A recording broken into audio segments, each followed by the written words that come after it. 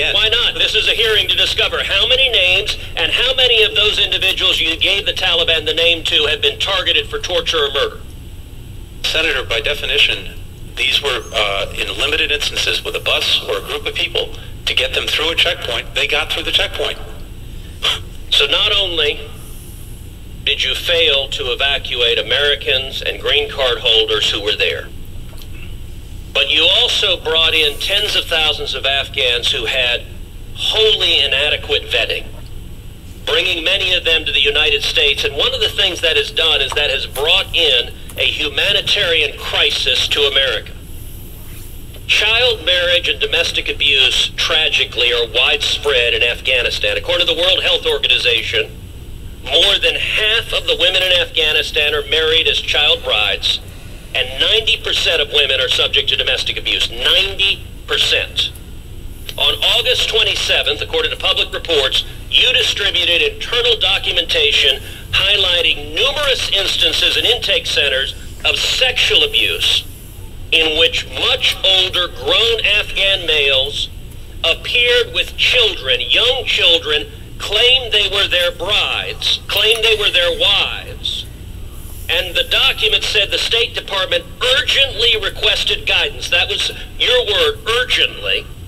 Subsequently, the Department of Homeland Security said that it showed the desperation of families, that they were willing to give little girls to grown men to be subject to sexual abuse and child wives. My question is as follows. Did you receive that urgent guidance? How many children have been subject to sexual abuse? What have you done to rescue young children from illegal and abusive relationships after being brought to America by the State Department? Across the entire government, everyone involved in the evacuation effort, whether it's at a transit point in one of the countries that we negotiated with, whether it's here in the United States at Dulles or Philadelphia or the military bases, we have all of our officers at extreme vigilance to look for and to deal with any cases or concerns that Did you arise. receive the urgent guidance, and how many child brides have you seen? I don't know the specific guides you're referring to. I'm happy to look at it. So is there not urgency to discover if children are being abused? Absolutely. Time of the senator has expired. We could detect and deal with any cases, and there have been, to my knowledge, a limited number of cases where we have separated people because we were concerned that they were, how many are? The cases I'm aware of, a handful. Secretary of State Antony Blinken and Senator Ted Cruz.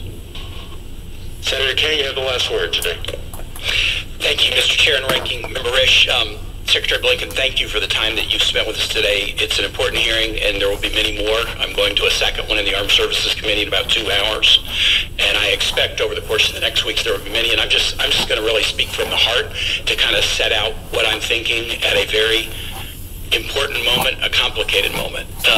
I'm the father of a Marine. I come from a state that is very, very heavily affected by the wars of the last 20 years. It was one of the states that was attacked on 9/11.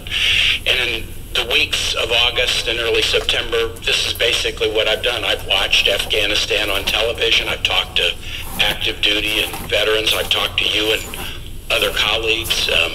I have visited the Pentagon for the Pentagon employees' commemoration of the 9/11 attack. I went to Arlington on 9/11 to go to the fire station where the relief effort was spearheaded. I've also gone to Fort Lee to, as you have, to see the incredible work that's being done to help Afghans who've stood with us integrate into American life. I've been to the Dulles Expo Center to see these families that have traveled halfway around the world, still traumatized, but looking forward to a chapter where they can be free. And I have a lot of emotions. And so let me just tell you what they are. They're sadness, and their anger, and their pride, and their relief. Sadness. I'm saddened by the unnecessary deaths of the 3,000 or so who were killed on 9/11. I'm saddened by the deaths of more than 7,000 U.S. troops. I'm saddened by the deaths of more than 8,000 American contractors. I doubt there's been a war in the history of the United States where more contractors died than troops, but this global war on terror is one such war. I'm saddened at the deaths of 400,000 innocent civilians in Iraq, Afghanistan, and Syria. I'm saddened at those who are now going to have to live under Taliban rule. I'm particularly saddened for the families of the 13 troops who were killed. To lose a child in any circumstance is horrible, and war is horrible, but in the last days of a war,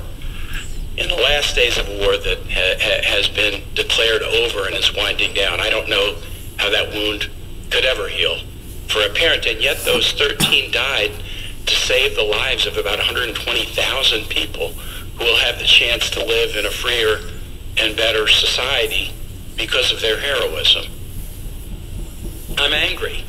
I'm angry at the terrorist impulse. I was angry about it on 9/11/01, the urge to destroy, with the planes flying into buildings and killing people indiscriminately, young, old, American, other nationalities, Muslim, Christian, Jewish, no religion. That indiscriminate urge to destroy, to blow up a demolition vest at the Kabul airport and kill 13 American troops and hundreds of your own countrymen and women, for what? That angers me. I'm angered that after 20 years of American investment in an Afghan security force dramatically larger than the Taliban, dramatically better equipped than the Taliban, that security force just melted away and failed. And the one thing I would be a little bit critical of you and the administration is the same point that Senator Romney was making earlier, and Senator Rubio. The notion that General Milley said that nothing I or anyone else saw indicated a collapse of this army and this government in 11 days, I just don't think that's true. I know it wasn't the consensus opinion, and I know it wasn't the most likely possibility, but the possibility of a collapse was not 0%, and it wasn't 1%, and it probably wasn't 10%. It was probably based on what we've been hearing in this committee, and others have too. That was always it was a possibility that had to be grappled with. And I guess one of the questions that I'll get into over coming weeks is, if the administration really said nobody could see this coming, then that probably suggests that the contingency planning for something that was a real possibility wasn't all that it should have been. My anger at the collapse of the security force, we've got to get into it, and we have to decide, did we train them wrong? Did our equipping them lead to corruption?